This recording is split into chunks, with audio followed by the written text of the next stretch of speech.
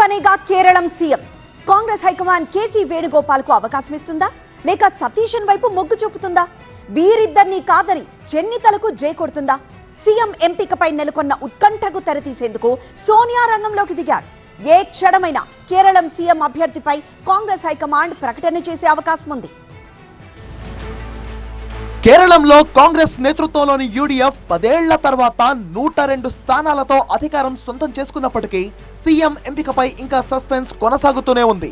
ఎన్నికల ఫలితాలు వెలువడి వారం రోజులు దాటినా కాంగ్రెస్ హైకమాండ్ ఇంకా తుది నిర్ణయానికి రాలేదు. కర్ణాటకలో సీఎం పదవి కోసం సిద్ధరామయ్య, డీకే శివకుమార్ మధ్య నెలకొన్న పోటీ తరహాలోనే ఇప్పుడు కేరళంలో కూడా కాంగ్రెస్ పార్టీకి కొత్త తలనొప్పి మొదలైంది. సీఎం పదవి కోసం ఆశావహులు పట్టు వీడకపోవడంతో వారం రోజులుగా కొనసాగుతున్న ఉత్కంఠ మరింత ముదిరింది. సీఎం పదవి ఆశిస్తున్న కీలక నేత బీడీ సతీశన్ ఆ పదవి తప్ప మరే ఇతర పదవిని స్వీకరించేందుకు సిద్ధంగా లేనని స్పష్టం చేయడంతో అధిష్టానం ఇరకాటంలో పడింది. అయితే కేరళం ముఖ్యమంత్రి ఎంపికపై కొనసాగుతున్న ఉత్కంఠకు ఏ క్షణమైనా ముగింపు పలకనున్నట్టుగా కాంగ్రెస్ వర్గాలు చెబుతున్నాయి. సీఎం అభ్యర్థి విషయంలో కాంగ్రెస్ పార్టీ త్వరలోనే అధికారిక ప్రకటన చేసే అవకాశం ఉంది. నిర్ణయం ఆలస్యమైతే పార్టీలో అసంతృప్తి, రాజకీయ గందరగోళం పెరిగే అవకాశం ఉండడంతో అధిష్టానం త్వరగా తుది నిర్ణయం తీసుకోవాలని భావిస్తున్నట్టు తెలుస్తోంది. దీంతో కాంగ్రెస్ అగ్రనేత సోనియా గాంధీ నేరుగా రంగంలోకి దిగారు. కేరళం కాంగ్రెస్ సీనియర్ నేతలు కె సుధాకరన్, మురళీధరన్, సుధీరన్, మల్లపల్లి రామచంద్రన్ తో సీఎం ఎంపిక, కేబినెట్ కూర్పుపై సోనియా గాంధీ చర్చించారు. ప్రస్తుతం సీఎం పదవికి ప్రధాన పోటీదారులుగా ఉన్న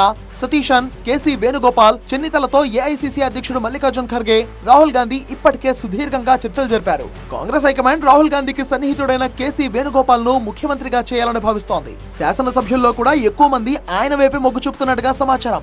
ఈ ఫార్ములా ప్రకారం సతీశన్ కు కేబినెట్ లో కీలక మంత్రి పదవి, మరో ఆశావహుడు రమేష్ చెన్నితలకు స్పీకర్ పదవి ఇవ్వాలని అధిష్టానం ప్రతిపాదించినట్టుగా తెలుస్తోంది. అయితే ప్రజల్లో మంచి ఆదరణ, మిత్రపక్షమైన ఇండియన్ యూనియన్ ముస్లిం లీగ్ మద్దతు ఉన్న సతీశన్ రెండో స్థానానికి అంగీకరించడం లేదు.